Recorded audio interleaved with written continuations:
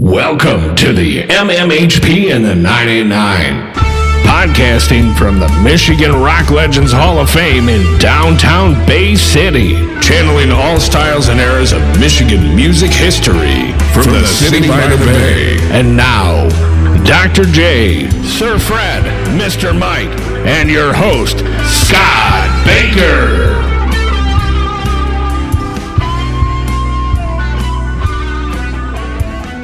Put out an episode successfully bi-weekly since end of February or early March of 2021.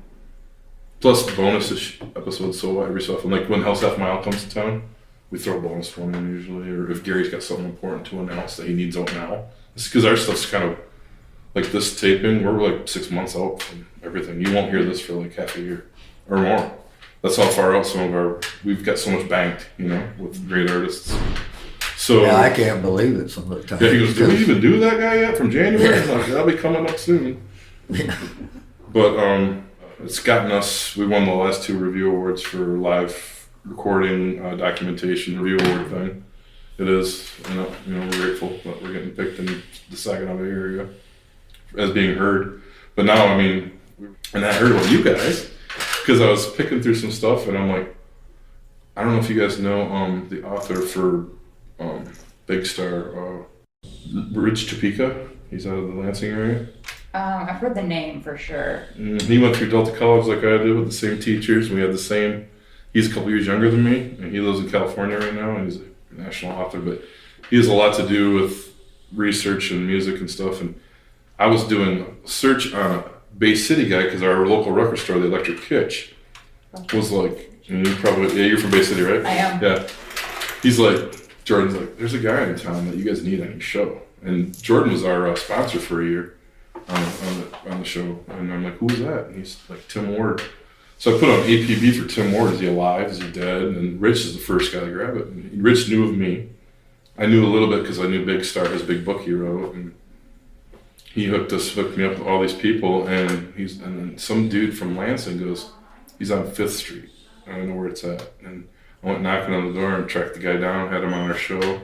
It happened to be the 50th anniversary of his record. We were talking about it at Third Man today. They knew what it was. Crazy little independent record, So between normal, everyday rock and roll, blues, jazz, country, polka, we've done 2 polka episodes. We cover world music.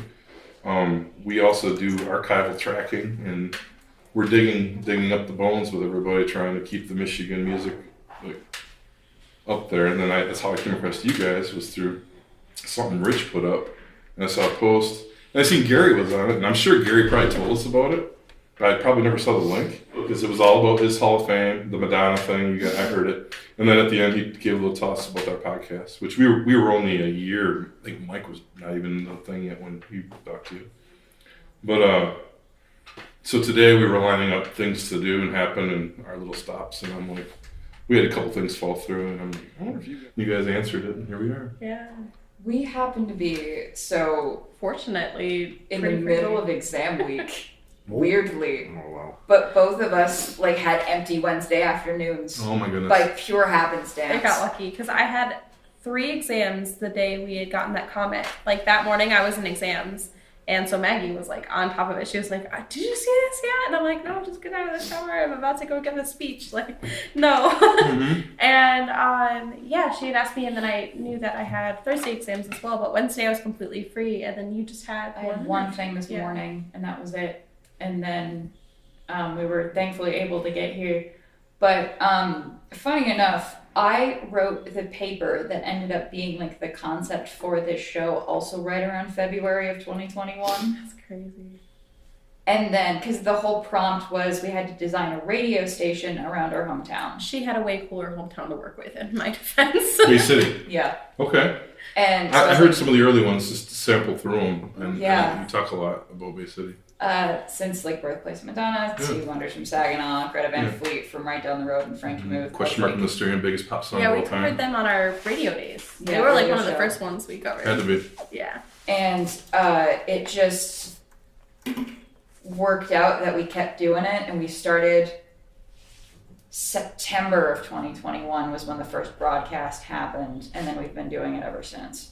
And you chose her because? She sat next to me in the class. Inserted myself in her life intentionally. She sat next to me, and her whole strategy for getting me to talk to her was she was going to talk to someone else while she was sitting next to me about the type of music she thought I would be into, and she was right. In my defense, we had all Zoom classes because of the COVID stuff. So we had a bunch of Zoom classes together, and I kept seeing her, and I'd hear the way she interacts with the professors. And I'm like, I know that if we could just talk to each other, if I was brave enough to like actually, because I'm a pretty shy person, I'm not gonna lie. She gets me out of my shell. I'm good, like I can hit a switch and pretend that I'm really bubbly, but I'm very naturally shy.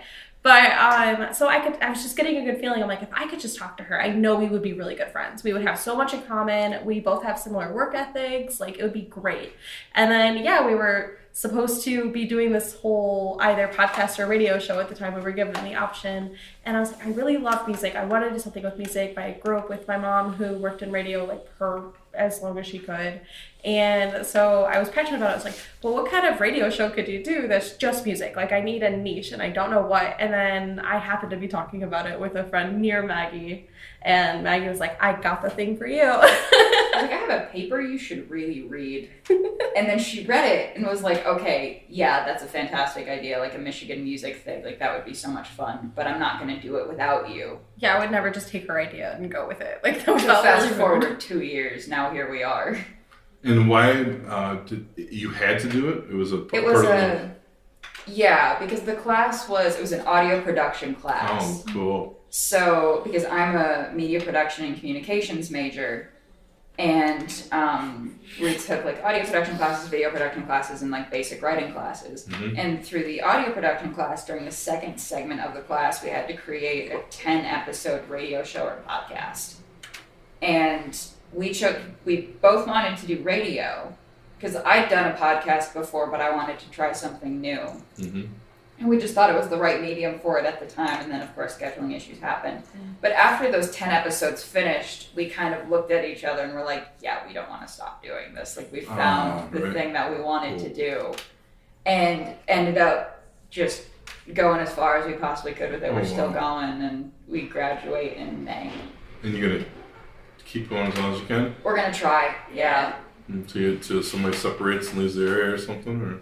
Even then, we've got options. I would say we have pretty decent. I have like my own mic for home, and I feel like you have your own personal mic. So like, you guys do the Zoom thing, which is cool. Yeah. We definitely prefer getting to meet with people in person. We like the traveling and stuff. I think it's Maggie's favorite part. But I definitely want to be flexible with as many people as possible, and I didn't want to let distance be a barrier to getting to make these connections. So then we opened it up to Zooms pretty early on, and it helped a lot. We've never done a Zoom yet. However, we are finding that our age listeners and our main people that we're trying to knock out early on are the classic ones from whatever genre. A lot of them don't travel anymore.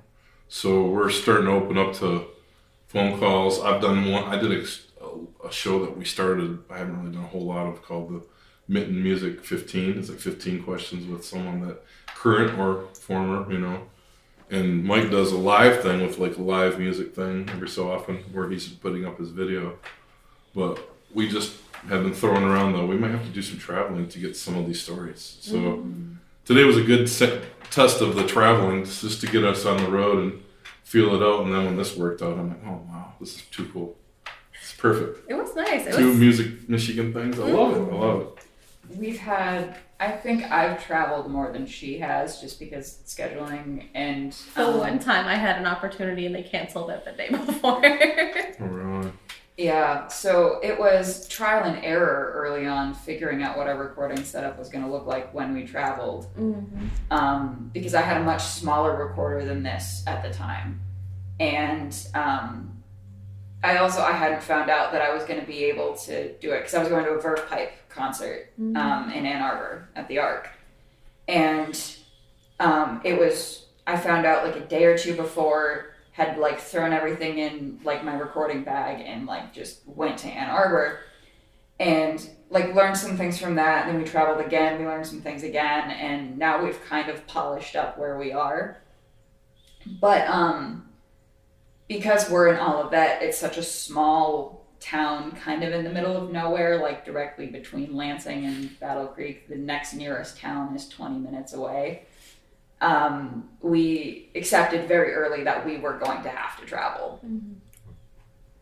which is fine. Yeah. It's not like we've got a whole lot of concerts near us, so we'll go to Detroit or Ann Arbor or Bay City. I think we did one in Holland. Holland, yep. Amazing. I'm glad you guys are doing. Thank you for doing what you do. Thank you for asking us to meet up with you. Like, it was weird because it's middle of finals, but it's nice that we get to be. I couldn't believe when you agreed to it. I'm like, someone can do something on our whim. All right. And it's so cool because you guys are running the same pattern we are. So we appreciate that. I thought maybe they'll let me tape it today too, and we'll do a double episode. They each have our own same episode of something, you know, and interview each other and talk. I like it. What was your favorite podcast, or we'll start with Maggie. What was your favorite podcast that you've done so far, or two that you really, man, this were really good Music Michigan things? So that's a really hard one. I really liked, we did an episode, I don't remember what season it was, with May Erleline. And absolutely She's so adore her. She was so sweet, and like the things that she said like really resonated with me, and it was right before she did the show in Bay City. So it must have been March of last year. Yeah, somewhere around there. March of last year. And I remember that was one of the ones that had taken like a month or two to like actually schedule out, but once we were able to sit down and do it, it was really fun. And then like meeting her afterwards. We've had a couple like that where we've gotten to like talk to someone in advance or talk to them after, and then like meet up with them in person, like at a concert or whatever. We met Jason Singer, who's goes under the name of Michigander. He's from Midland. From Midland, yeah. Got to talk to him before he played a show at St. Andrews Hall, which was really nice. There was, what was the other one? August, who came out of Aquinas College. We talked to them after a show that they played in Holland. That's actually how we got them on our show, is from running into them. They were opening for a band that night. We're like, we have to have you. They're called August. August the Good. band. They were opening for Aaron Zindel and the Ragbirds. Oh, yes. I just did a show. He owns Dunlop, which is our new venue that we're trying to promote basically as a listening room, which is a former dealership he owned right in between the one-ways. And we did a show there 2 weeks ago for River Jordan to benefit them after Thanksgiving. And the drummer for the Ragbirds, Lauren Kranz, he's from our area, and he got his start opening for me years ago. And he joined us for the evening, and he did his solo thing where I put my band on, and we did a whole set of the band, like the Last Waltz style, you know, with them playing keys. Because Lauren's like keyboard, guitar, drums, singing, master. Yeah. The Ragbirds are so good. And they're such a cool band. Lauren was the first person that we met from the Ragbirds because my dad happened to know him too. So I like introduced myself to him, and that's sort of how we met the band. We never got him on the show, but we tried. We that's how our show got booked, because he's coming up on the episode coming up with us. Nice. We got him on the show, and he's like, we've talked throwback to 10 years ago or 15 years ago. We did a show of the Last Waltz in its entirety with the band Sprout and the Orange at Saginaw, and it was at Pitt and Balcony Theater. And I was the mandolin player for the portion of the evening, but it was all-star lineup from our area. And I was next to Lauren all night, and we were just reminiscing. And he goes, man, anytime a band thing comes up, I'm down. And I'm like, our band happened to be talking about skipping a Halloween show this year and doing Thanksgiving. Let's raise some money and do something at Dunlop, because Mike's trying to build Dunlop. And I said, you want to do this? And I was like, I told you I'm down. I'm like, okay, man. So what a cool guy. I mean, he's so nice. But the Ragbirds. Well, In August that was is my what favorite group in Ann Arbor. And he's spent, man, tell him how many years and all the stuff you did in Ann Arbor. Well, I was there 29 years, and I worked at School Kids Records. Oh, wow. I ran the record label. But before that, I first moved to Ann Arbor to work at Tower Records.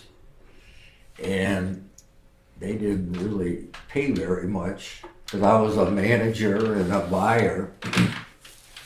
And to live in Ann Arbor, you gotta make a little more money than what they were paying.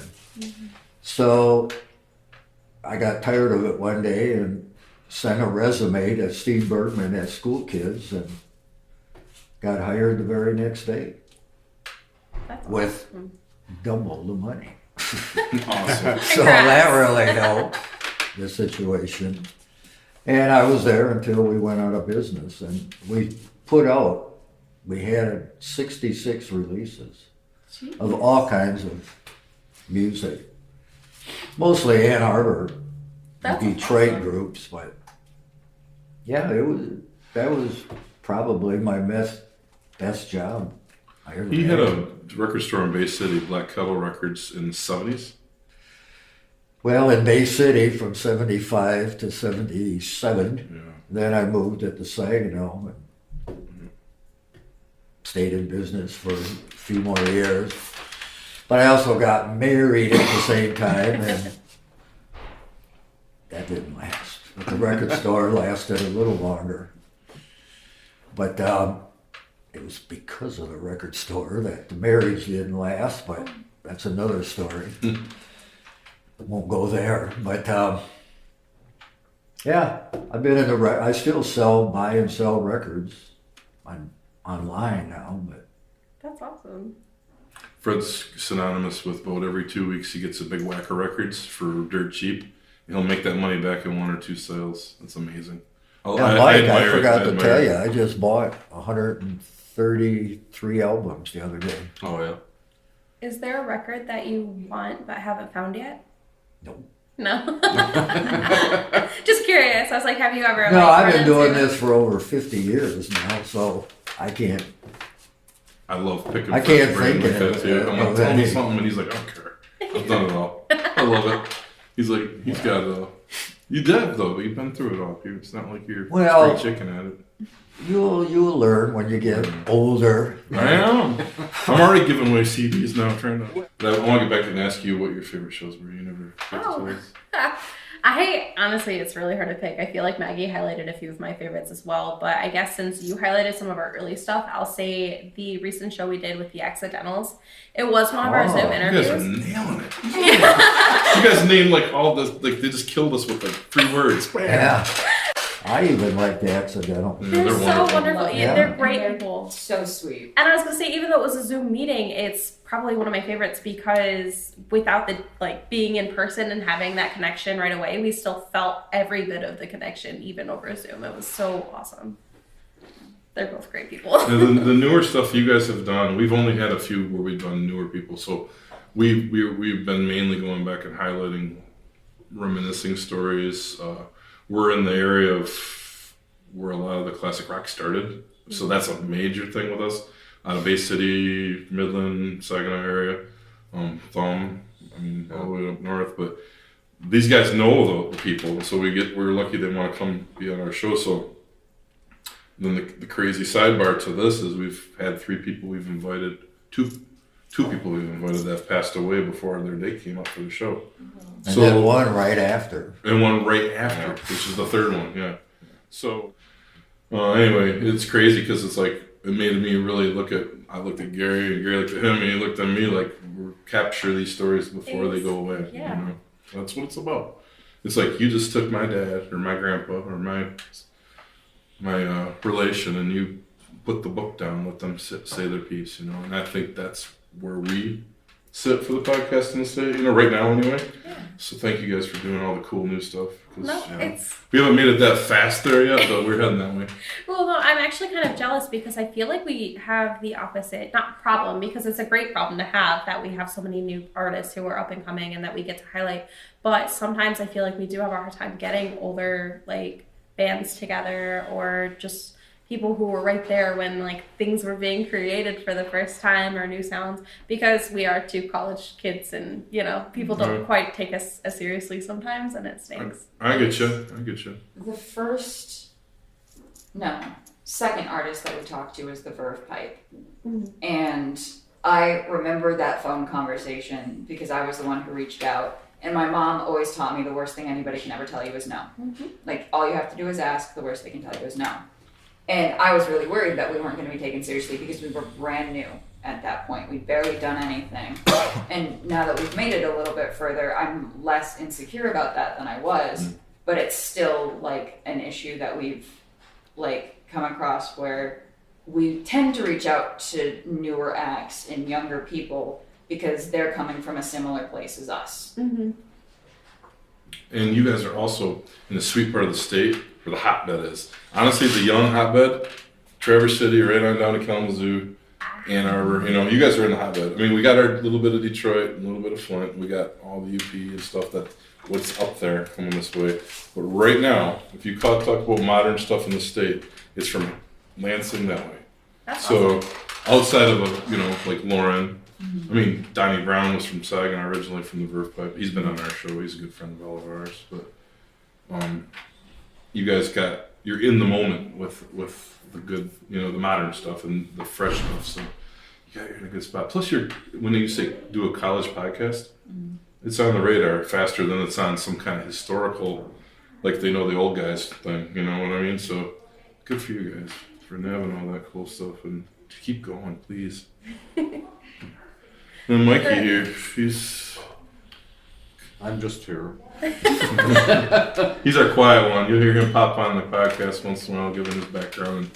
He's got a million stories though. And, Oh yeah, and no, as well as I he got knows. into music when I was a child. You know, my first memory of music is when I was 2 years old, probably, in a bagpipe band on Borton in Essexville. Would practice on Sundays in front of our house, and I'm like, That is so you know, cool. looking out the window, and what's that noise? You know, Mhm. what's that beautiful noise? Bagpipes that most people don't think are Yeah. beautiful noise. That's funny because I love bagpipes too, and Oh, it's yeah. from our area Yeah. right there. And my heritage is Scottish and French Canadian. So anyway, and from there, you know, loved music, and the first.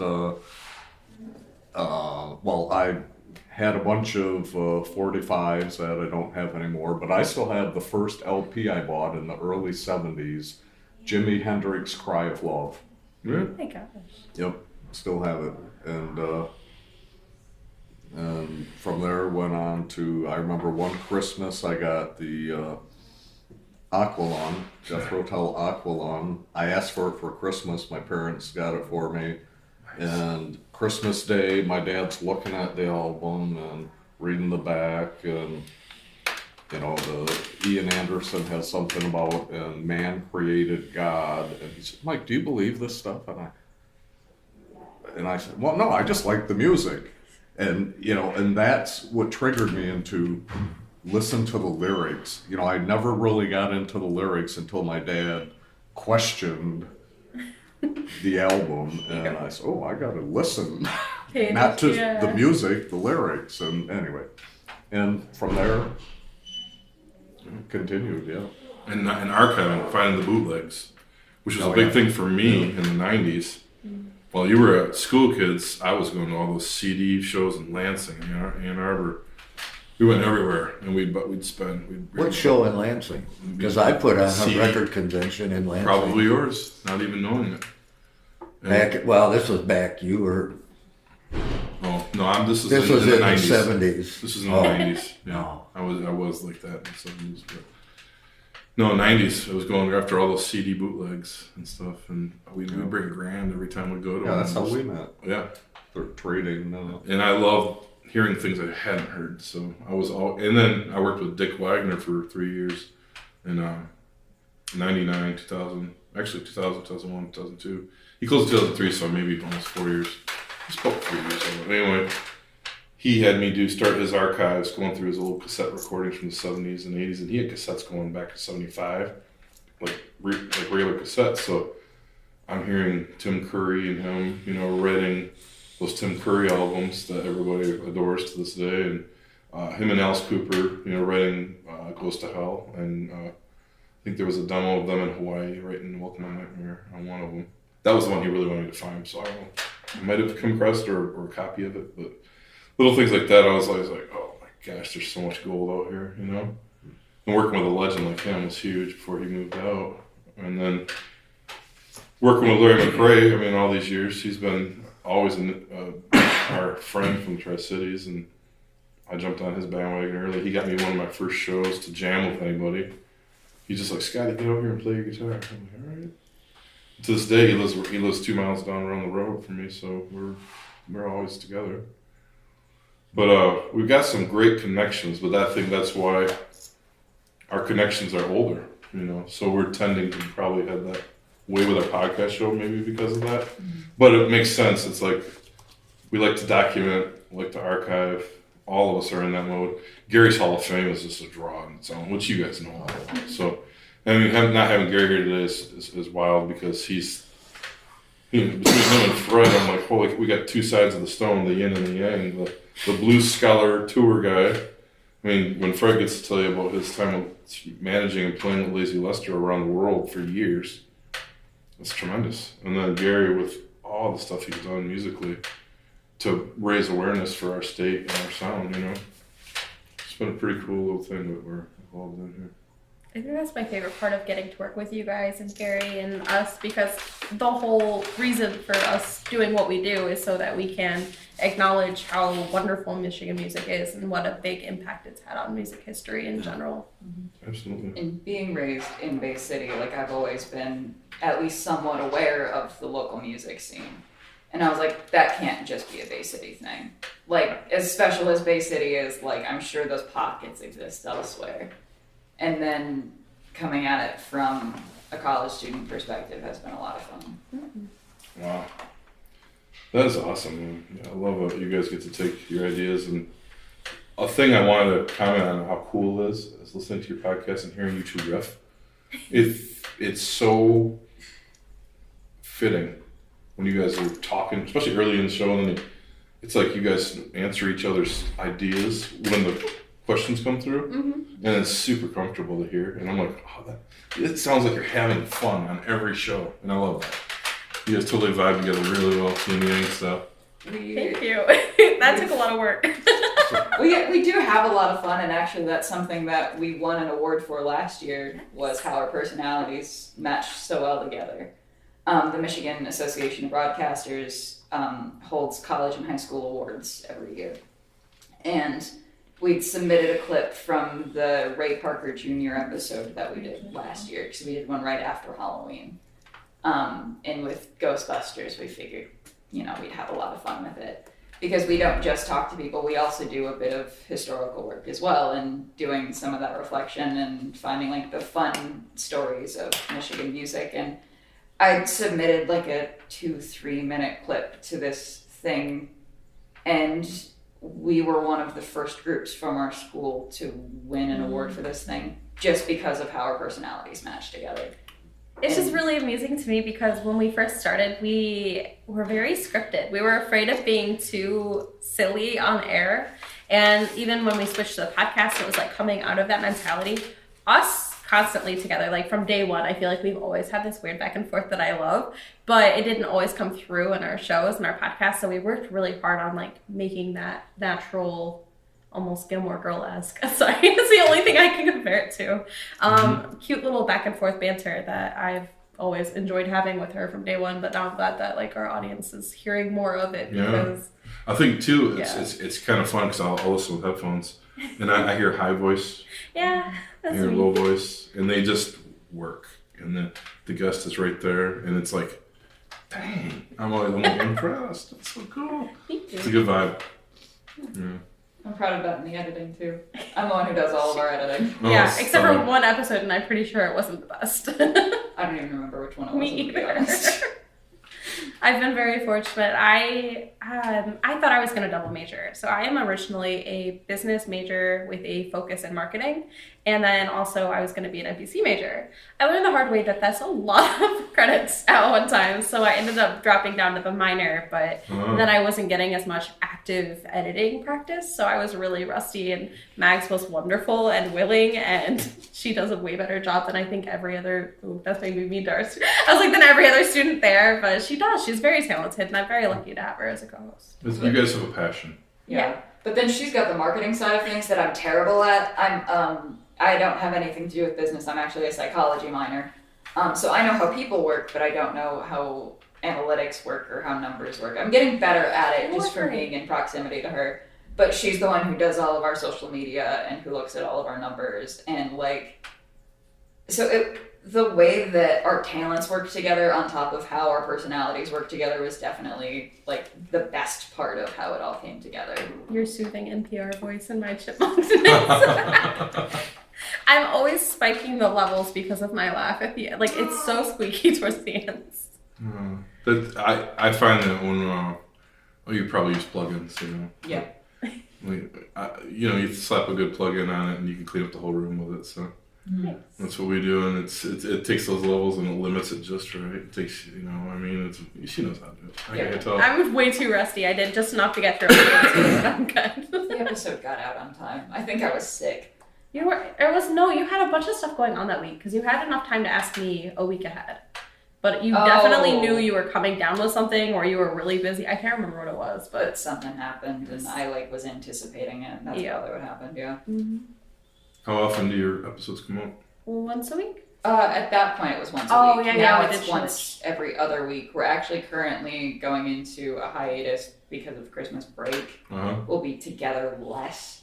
But then that'll give me more time to edit things out and like space some things out. And we've got a couple of things to fill that gap. Mm-hmm. But then going into the spring, right around, I was just looking at the dates for it the other day. I think right around the beginning of February, we'll start releasing every other week again. Yep. This season's been weird but good because it was our first attempt at doing an all interview season. Like Maggie had mentioned before, we did a lot of like music history and then a couple of interviews here and there. This one we were challenging ourselves. We're like, can we hit 10? Can we do all 10 interviews? And then we realized we were seniors and crazy busy, so we also split our season. We normally do 10 a semester, and we ended up doing 5 this semester, and we'll do 5 next semester. I'm an honors student. In my honors, I have to do a thesis to get credit for it. And my thesis is another podcast that I've spent the last semester scripting because it's just going to be me. And it's a history of women in the radio industry in the United States and how they shaped the industry. Yeah. Starting in, I think, 1912. Right on. We've had a few things where we've talked about women writer. We have who's the pair of ladies that Gary always talks about on our podcast from Saginaw News. Like the first big music writers were a pair of ladies in Saginaw, and then Sue White was my mentor. Right? Janet Martineau was one of before Sue White. Janet Martineau before her, yeah. And then those two gals, I can't think of their name. Yeah. Tracy or Trixie. But I hit another industry lady, Janie Yulsky from Cream Magazine, up about it. She read it, my comment, because we're friends on there. Never replied to me, but I'm like, tell me some more about the ladies in the background. I mean, there had to be. It's amazing how much Michigan had the ladies ahead of everything. Yeah, that's cool. I want to hear that. Yeah. I was going to say, if you need a hand with it, I'll help, but I don't know if I'm allowed to because I don't know what you're allowed or not. I also don't know what I'm allowed to do. Okay. But I did it, so the way that I split up the credits is I spent one semester like doing all the research and scripting and finding people to talk about, and found out that one of the first DJs on air ever was a woman, and it was a completely experimental station, wasn't official in any sense, but like paved the way for DJs in the future, like helped encouraged her husband to like start teaching other people how to do it, like this whole thing. And it's like gone up to like, there's weird little bits of trivia from all over the US. There was a station in the 1950s in Memphis, Tennessee, started by funded by Sam Phillips, who sold Elvis's contract and used the money from selling the contract to found the station because his wife wanted to be a DJ. Really? And it was an all-female station in 1955, Memphis, Tennessee. Wow. Didn't know that. And it was called WHER, which I think is so clever. But it was all women until the 1970s. WHAR? WHER. Was it for real? Yeah. That's awesome. That's cool. Oh my Did goodness. you write about Martha Jean, the Queen out of Detroit? I don't think I did. She was a long time DJ in Detroit, mostly gospel, rhythm and blues. But she died just a few years ago, but she was on up until like 50s she was very, very popular. But, cool. she was a female DJ that influenced a lot of Detroit people. I have to look into this. I'm so fascinated. I was excited when you mentioned this topic, but like to know that there's even more like. Yeah. WHER is so cool. I saw the station name. I was like, that's so funny. And like they like named all of the rooms in the station different thing, like the doll den or it was maybe it was the doll house was one of the two. And then the station manager's office, because the station manager was also a woman, wasn't labeled station manager, it was labeled boss ma'am. Boss ma'am. Nice. And I was like, that's so like ahead of its time, but like the goofiest little piece of history. And like that's the whole reason that I decided to do my thesis on that. But like doing bi-weekly while also writing those scripts so that I can start recording them in the fall or in the spring is going to be like, it was just easier on us to schedule out that way. It's cool that you guys can put it together with all that stuff going on that you guys have going on. Oh yeah. Full-time Nice. students, both have jobs. Yeah, I was gonna say part-time workers, full-time students, lots of extracurriculars between the two of A us. great lady DJ just passed, Dusty Rhodes from Deep Tracks, Sirius XM. She's from San Francisco. She was doing it out of the Rock and Roll Hall of Fame on Sirius for the last 6 or 7 years. Dusty Rhodes? She passed, yeah. That must be a big radio name, because there used to be a Dusty Rhodes that worked in Bay City at WXOX. And I have an album by Dusty Rhodes. And then there's the wrestler, Dusty Rhodes. Remember that? I think I heard of that guy at some point. But she was, she passed away early October or middle October. And I was like, oh, she was like, they were like giving like how the XM will give you a little synopsis of their history. She was like the lady on the scene in San Francisco for Jefferson Airplane back in the day, all the Moby Grape, like all the stuff that our poster guy was at. He probably knew her real well. Who's the guy we had on the show? Dennis Lauren. Dennis Lauren, yeah. Like, he's like one of the big, like, Stanley Mouse poster guys, like, big dude. And he's been on our show. He's probably the longest one. We taped in 2 separate episodes. We had a massive rain sleet storm during one, and they wanted to go. And you couldn't hear inside that little place we were recording at the time anyway. But then he came back and did another 2 hours with us, like, later in the year. Yeah, I mean, it was a good show. I mean, all the art and stuff that he's done, people he's connected with. That's another thing we've touched on is the art side of it, radio side of it. Not just the musicians. I like that. I have one of his posters. Nice. No, I was thinking, since you were asked them, what was your favorite show? Yeah, what's your Yeah. favorite? I can't think of, because I like them all I know. so far. And I I was trying to sit here thinking of what our was favorite my was. favorite show. I can't. Dennis Lauren, I like that fantastic. one, but Gary brought him in, and you knew him. That's so cool. All you guys know, a lot of the same guys. For me, I would think that it wasn't liking a specific show. It's finding out that the things that I did not. Certain podcasts go better than others, and I'm never going to name a name. sure. But some stuff I was not thinking would be a hit with our listeners are our biggest shows.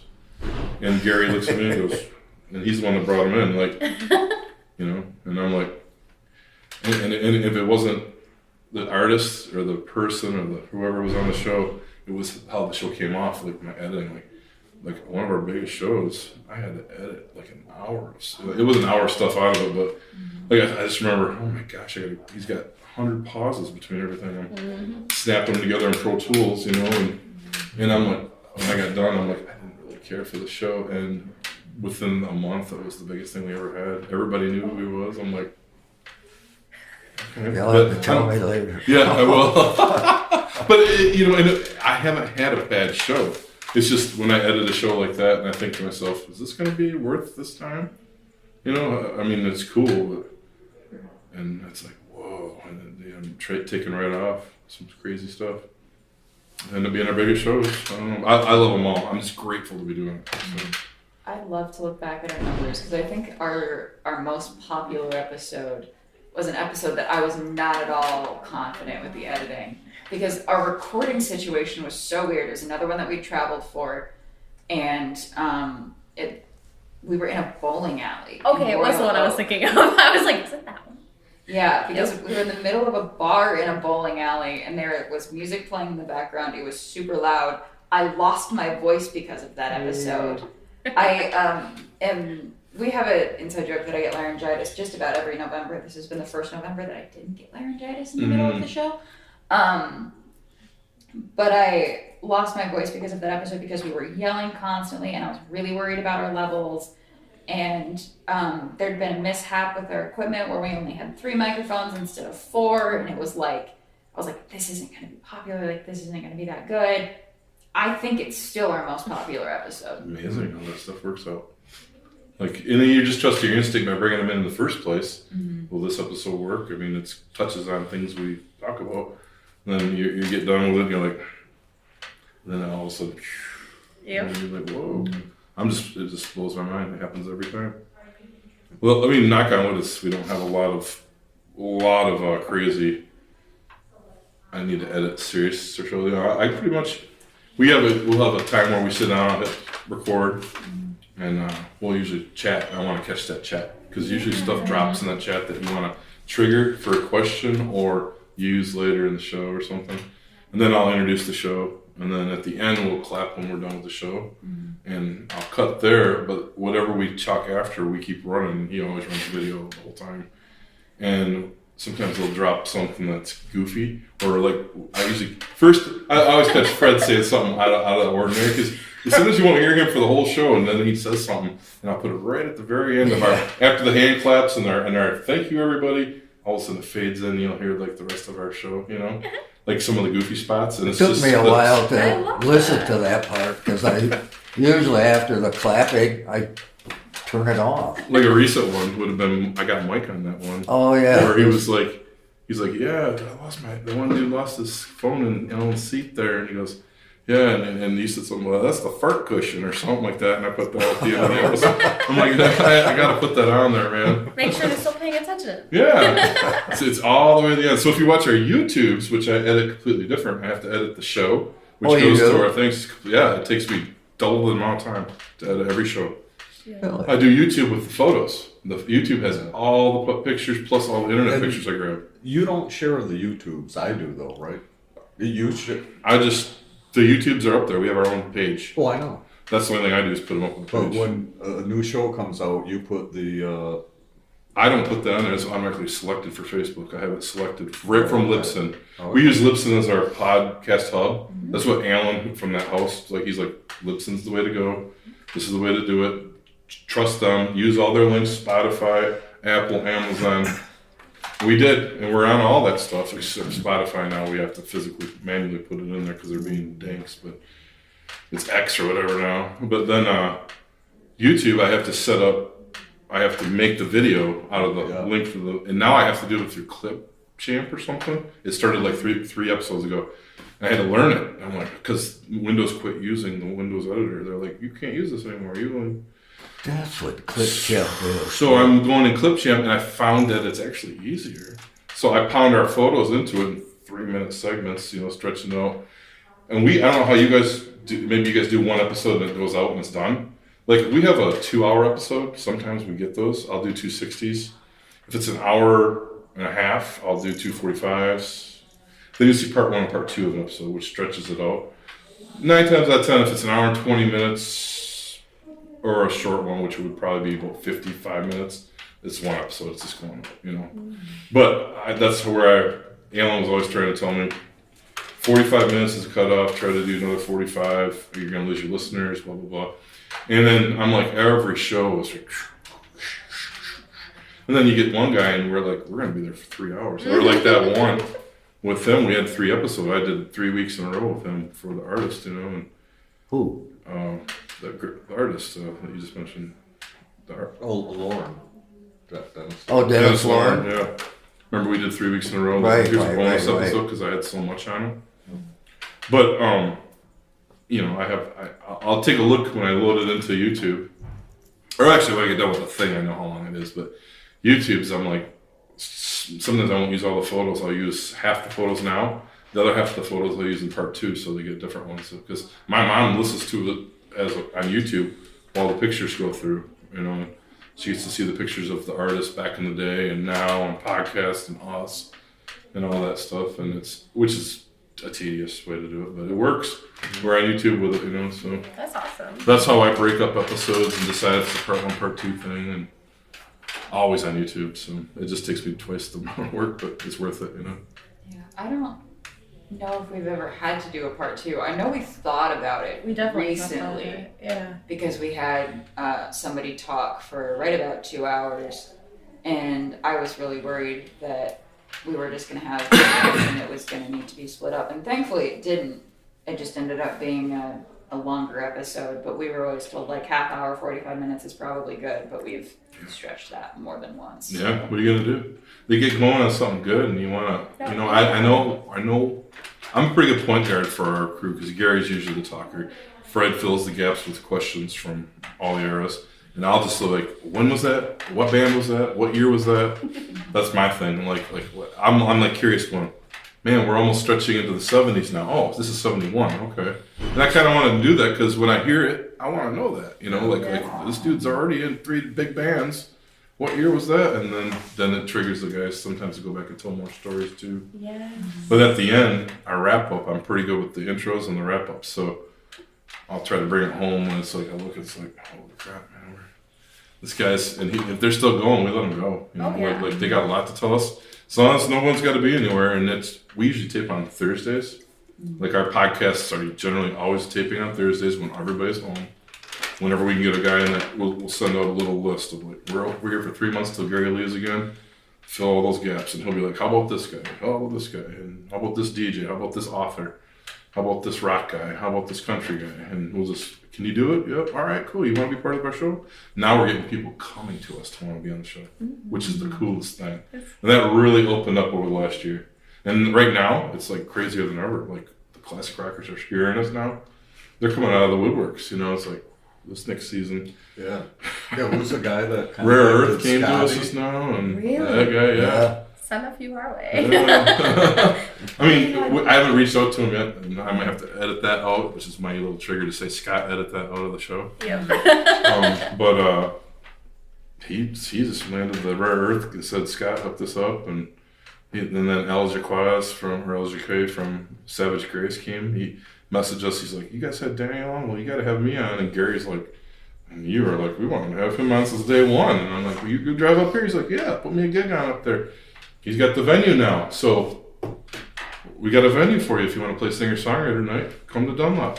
We'll do night 1 there and then the podcast here. You know, Thursday night, 5:30 at the Rock Hall of Fame. And we're done usually around 8 every time. Nice. And then the Fridays or Saturdays we'll have music. You know, we've only had a couple shows there. We just started the Dunlop thing, but we've had 2. he's building it. But you've had 2 Hell's Half Mile music festivals there in the other room. Nice. He's got like a mini St. Andrews Hall in the other room, Nice. which is not the room we use for like our acoustic listening shows. Like that's the showroom, right? Yeah. But the other room is the garage, car and it's showroom. like 350 people. Like all the Hell's Half Mile big shows are in there, like full PA, loud, rocking, like mini St. Andrews Hall. It's kind of cool. So he's got the ability to do both. Mike's like, I'm going to start building this up. He talked about it a year ago, and here we are putting it together now. And so we got that to drop. So if you're like coming to town, you're like, can you book me a gig too? And or like we could use that as a little, That's a little nice piece of meat. incentive. Like we can throw you a bone. You know, you take door for this, and I'll pay. All right. And Mike's like, let's bring him in. You know, so I'll set up. I don't know. Since I play live, I have a full PA. I just bring it in and set it up. And Do you have a favorite instrument to play? You've listed a couple that you regularly play, but do you have a favorite? I play guitar all the time. So Okay. guitar is the thing for me. I write on my guitar. You know, write my music and sing, all acoustic and electric. I started out on saxophone. That was the first one. Yeah. Trumpet. Yeah. And I still can play tenor sax when I want to. Yeah. But my daughter, she's 13. I have 13-year-old twins. My boy's a drummer, and she's a sax player. And my dad was a clarinet player, and he was never national or tour or anything. But he did in high school and they all remembered him. The polka guys in town remember my dad that had school with him. I'm like, cool. But my daughter, I went and had my dad's clarinet put together, and she's starting to learn that. She can learn anything. Like, give her an instrument, I'm like, so where she's starting to learn that, I'm like, she's student assisting in junior high. So she's helping with the saxes, the woodwinds, the clarinets. I'm waiting for her to tell me, give me a flute now, Dad. You know what I mean? Yeah, What's next? And she plays bass. She got a bass. Oh, and that's sweet. my boy's now starting to play guitar. I'm like, oh. But anyway, I like guitar. I can play bass, guitar. I do mandolin on some stuff. I recently got to pull it out for that recent show with the band. That's what made me think to ask you about it. 'Cause I was Yeah. like, you mentioned a couple there. Yeah, I don't do the mandolin a whole lot, but it's fun. I was gonna say, I don't hear a whole lot of people playing mandolin. I remember my dad played mandolin a lot when I was younger, but I don't even know where it is in the house. Mine's all about just the band thing. So I've never had to pull it out for a regular show, you know. Like when you do a song by the band, like think of them old instruments, you know. Levi will pull up the mandolin, and you get these mitts on a mandolin though, and I'm like, the rehearsals were funny because they're like, you play the A chord on this? I'm like, yeah, I can do an A chord, but you told me the mother chords. I just do them by ear, you know. I'm learning where it's at because a guitar player, that's all I do. So it's in reverse on the mandolin. So I gotta reverse chord patterns, you know. You gotta go this way to that way. But then these things get in the way. They're like this little neck. No, I have the opposite problem. I have really short fingers, so I can't stretch them over the chords without hitting the chords. I'll mute them, yeah, with the yeah. I started learning with like a 3/4 guitar. Nothing wrong with that. It helps. I never learned how to play guitar, but I learned how to play trombone and piano and handbells. Because I went to Emmanuel Lutheran for elementary and middle school. And those were our options, was like band and handbells and then choir. And so I was able to pick up on the music really quickly, and then more recently learned how to play piano. But I was never confident because all the guitars in our house were full-size guitars, and opposite problem, my hands were too small. Yep. That guy. My hand's small too. No. He is a washboard player, if you haven't heard that on any episode or talked to him yet. And he's synonymous for it. And we've teased him since day one, me and Gary. And then Mike came along and started laughing with us. But then he started playing in my episodes, and it's like, we just shut up. We're like, Fred's the real deal on this stuff. There's no joking. If you're a real washboard player, you know what you're talking about. I got to jam with him. We got to sit in with somebody that came to town. And we're all just listening to Fred. There's something about it. And you toured the world with Lazy Lester playing washboard. How many times? How many years? Please tell me more about 17. 17 years. that. No, 17 times. 17 to world Europe. tours, yeah. Oh, okay. And you're a road manager as well as the Booked all the gigs. and booking agent. Washboard player. I'm gonna need some clips of this, please. Oh, you gotta, yeah. Well, there's some pictures of Fred. Well, there's videos on YouTube. You played a lot in Ann Arbor with the AAA. Yeah, well, for the last 20 years, I lived in Ann Arbor, and I switched from blues because Lazy Lester moved to California. So I was playing with Caribbean music. Oh. And that's where I got the name Scratcher Man. Because Trinidad AAA had the Scratcher Man, you know, the whatever you call those Yeah, I things. love those things. And they called him the Scratcher Man. And so they started to call me that. So I like it. I said, wow, that's finally a nickname I like. And it's like when Fred wants to come out of his shell, he'll send us some great old photo that he posts of him on stage with somebody with like, Johnny Winter. yeah, everybody. Johnny Winter, and who else do you know? Well, a lot of Washboard will take you places. Yeah. Yeah. Apparently. All you need is rhythm and a well, washboard. who would have thought? I To know. tell you the truth, I should have been. It's beautiful. But I started out on drums in junior high, but 1967, I was asked to be in a jug band, and there was, in the corner of the basement, was a washboard. So I went over there and picked it up, and the guitar player gave me some guitar picks, and that was it. That's so cool. I love that story. That changed my whole career, to tell you the truth, because I went to college because I was working at a men's clothing, so I wanted to move up the ladder. What year? What year? Yeah. 67, 68. Okay. Well, 67, because that's when I got in the jug band and Yeah. found the washboard. Okay. So from then on, that was it. I didn't want to be a suit salesman or nothing. I just wanted to be a washboard player. I love that. Fred's got kind of his own episode. Like our first 2 episodes, like the first one we decided to talk to Gary and the Hall of Fame stuff. And the second one was all about Fred and his history of it all. And we didn't do one with me till the start of season 4 this year. I talked about the new record purpose. They were like, we're going to do one on the new record. I'm like, I don't want the podcast to contrast just because I'm, that guy, but Gary and him are like, no, let's talk about your new album. That's awesome. Awesome album. Yeah. Well, thank you.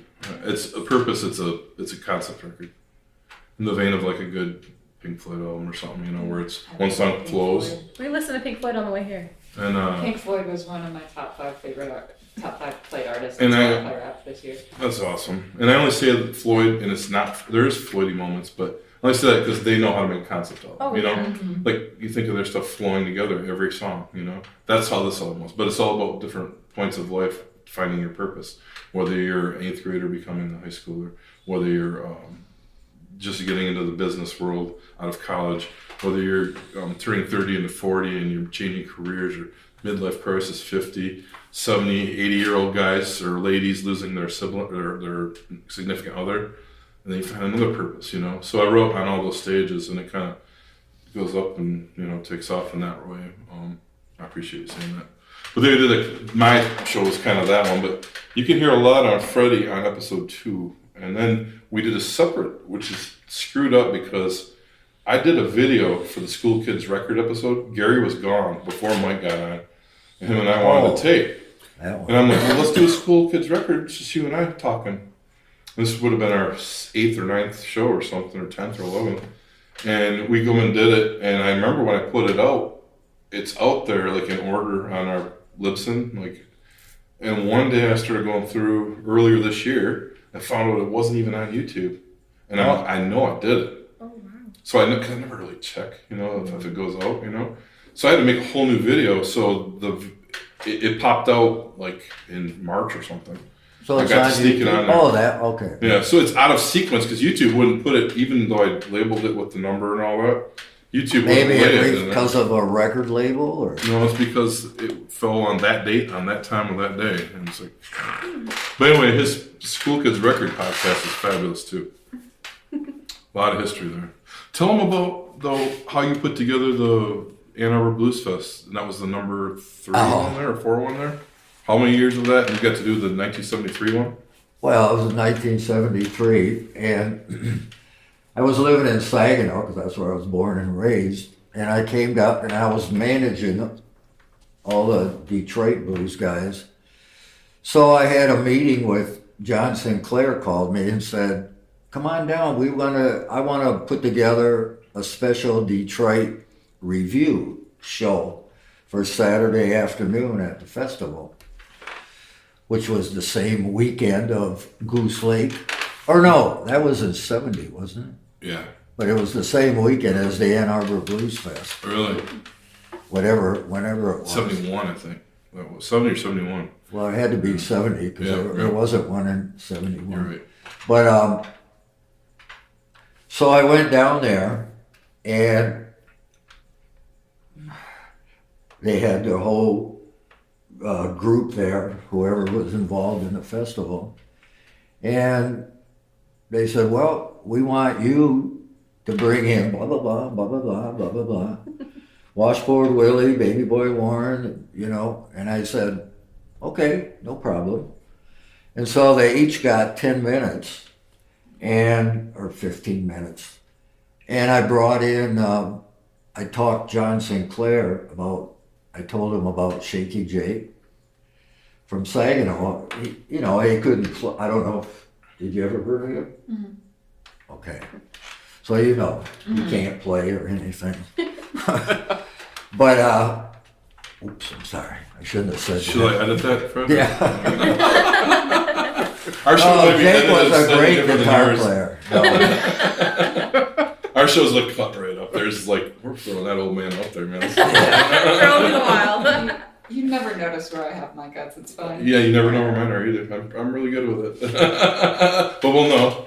But Once they Jake come came, Really? and he was supposed to, I got little Matt Collins to back everybody. That was, and I had about, first of all, John Lee Hooker was supposed to go on first. He wasn't there. So when he was a little late, so when John Sinclair said, well, you gotta tell him he's late, you know, we're on schedule, he can't play. And I thought, I gotta do that? I said, well, you're the producer of the show, Yeah, see how so. that goes. So that's what got me actually going on that. Yeah. And being more aggressive. And so I had to go to the trailer and tell John Lee Hooker that, and he drove all the way from California right to there, him and his band. Unbelievable. And I felt really bad. And he goes, because he stutters, he goes, yeah, I know. No problem. And so we decided, I said, look, man, I told John and Peter Andrews, who was the other producer, I said, they drove all the way from California. He's like the big star of the whole show. So we got him on last, Oh, Which So- worked out real well. which was the best. I don't know why they put him on first, because that wasn't my thing. And then it started 10 minutes of everybody, and Shaky Jake came out. His first time in Ann Arbor, ever leaving Saginaw. 10,000 people in the audience. And he goes into Baby Love. And then he goes, and only his songs only last 30 seconds, 40 seconds. Even though I told him before the show, I said, Jake, man, you gotta sing these songs and make them last over at least a minute. And he goes, "Woo." And so he did Hippie Girl Laying in the Grass. And her boyfriend, you know, she's by her boyfriend, and he's just looking out in the audience and making up all the lyrics. So I've got a tape of that. NPR taped the whole festival. Oh my So gosh. somebody taped it for me. And I have his set, his 10-minute set. And, oh, I forgot to say, little Matt Collins was playing behind him. And, dude, he goes on stage and he goes, and waiting for the band to stop because they're like doing an introduction instrumental. And I guess I didn't tell them that Jake doesn't need a backup band. I never heard this I story. guess.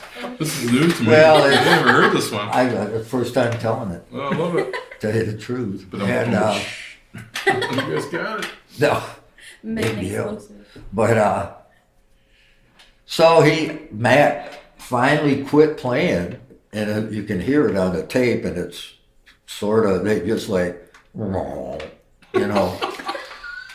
And Jake continues, and he gets off after 10 minutes, and I go up and get him and say, okay, Jake, time's up, man.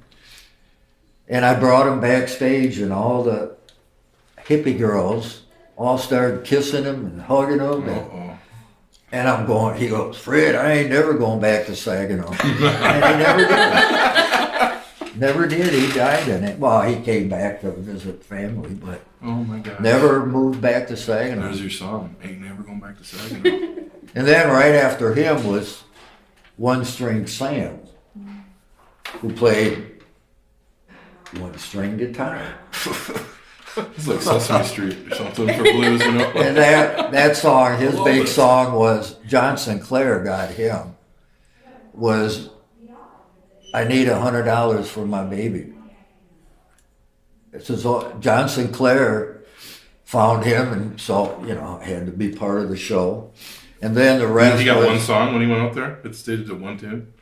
for 10 minutes. One tune, one string, 10 minutes. We With got one breaking string, news from man. 1973 going on. Yeah. I had no clue. This is And great. then at the end, or Bobo Jenkins was supposed to go on first. And he decided, as usual, for all the things we ever did together, he wasn't going to come on first. He was going to come on last. Oh, no. So he never even showed up. And then he didn't want Little Mac. Well, he showed up about 5 minutes before he was supposed to go on. Ooh, are they closing? 8 o'clock, I think. Oh shoot, it's not even 6. I think it's 8.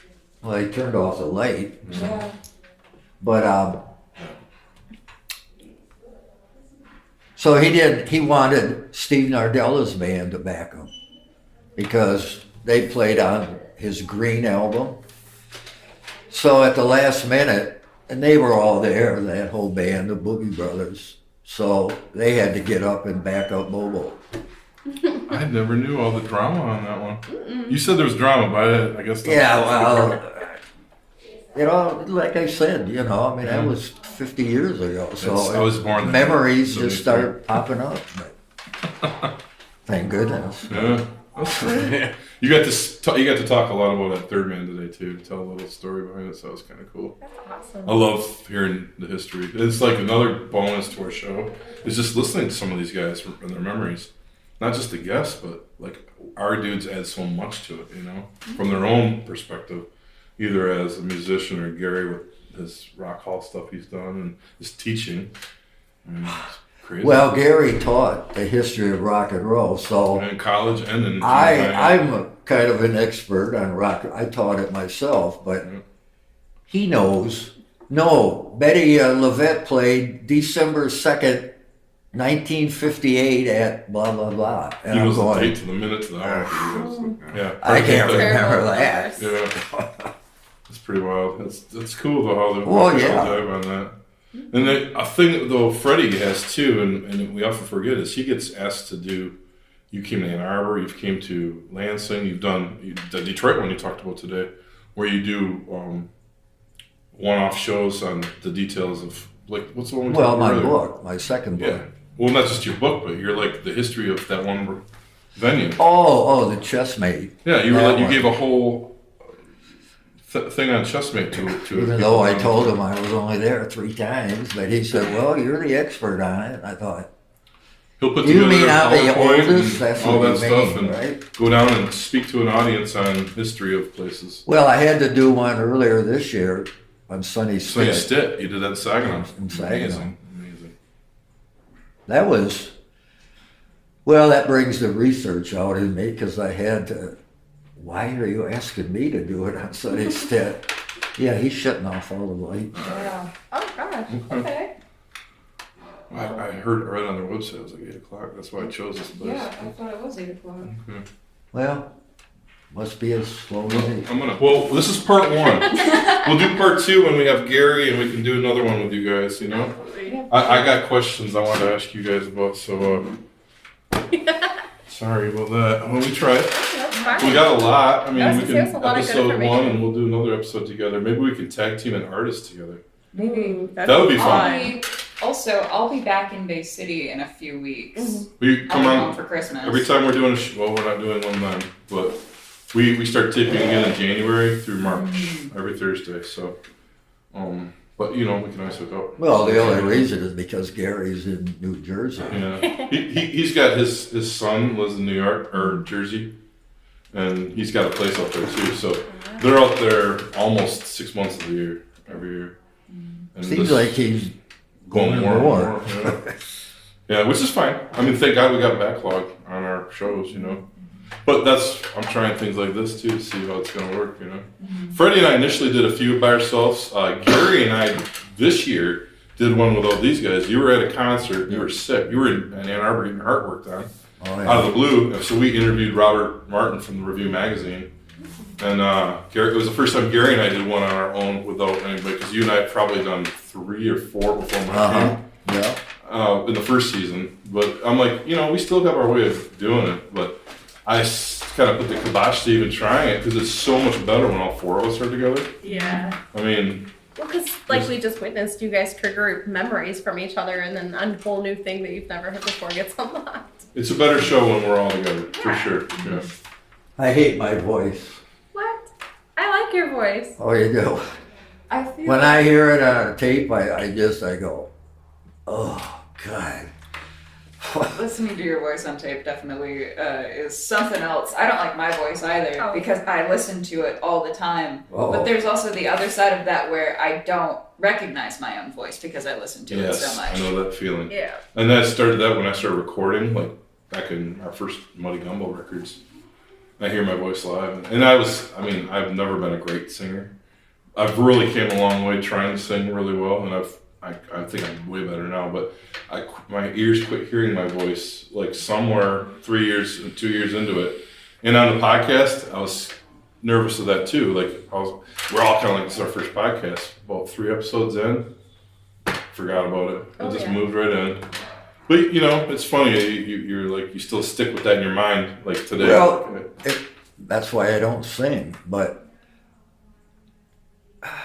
I hear my voice and it sounds like I'm nervous, and I'm not. You've got a Cajun drawl to you, though. You've got that Like Cajun. Yeah, it's almost like Saginaw. How you say Saginaw? Where we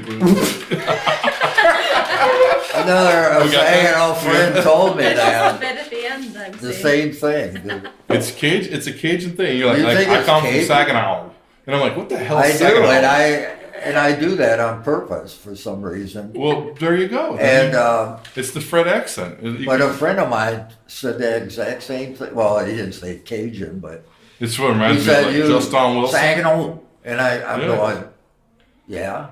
What's It's up? cool as hell how you say it, dude. It always has been. I don't know how I say it anymore. I mean, You have that scholarly voice too, which is like when Gary's interviewing someone. It's very teaching. Yours, when you come on, it's knowledgeable. that's like what that. it is. Gary, because he sounds like a teacher. Yeah, and you come like the old professor, like throwing his 2 cents in, man. It's cool. It's like a dynamic, And I just play point guard and laugh at him all night. So. Then we try to find all the shit that he's hiding at his house all the time. Where's our video? I don't know, man. Oh yeah. Thank you guys. Thank you. The MMHP is hosted on Apple, Spotify, YouTube, and our own Libsyn podcast site. You can also search MMHP989 on Facebook for up-to-the-minute information, as well as both Dr. J and Sir Fred's album picks of the week, posted every weekend. Don't forget to look for Mr. Mike's local music live series, posted frequently on MMHP's Facebook hub, as well as Scott's Mid-Mitten 15 from Harvest Canteen, featuring one-on-one interviews with Michigan music artists. You can connect with Scott on the web at scottbakermusic.com, Dr. J at michiganrockandrolllegends.com, Sir Fred at fredrife.com, Mr. Mike at YouTube at Mr. BT1.